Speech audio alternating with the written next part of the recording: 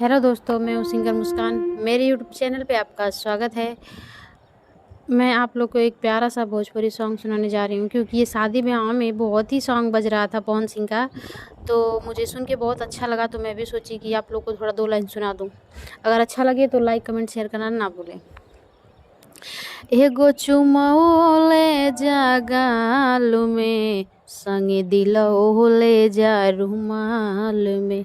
एगो चुमौले जा गाल में, संगे दिलौले जा रुमाल में।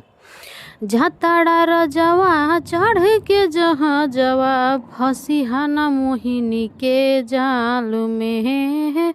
झाताड़ा रजवा चढ़ के जहाँ जवा, फसिहाना मोहिनी के जाल में।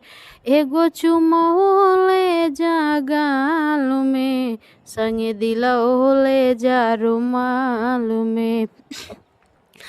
कराया चरा पे हमरा तू साइन पिया, कौनो दोसरा पे मरबाना लाइन पिया।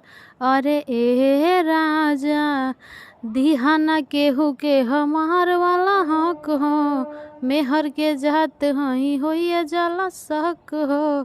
सातो बचनवा न भूली हा सजनवा, लजिया बचैया हर हाल में।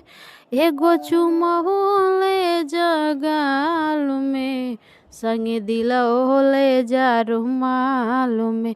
एगो चुमौले जा गाल में, संगे दिलौले जा रुमाल में।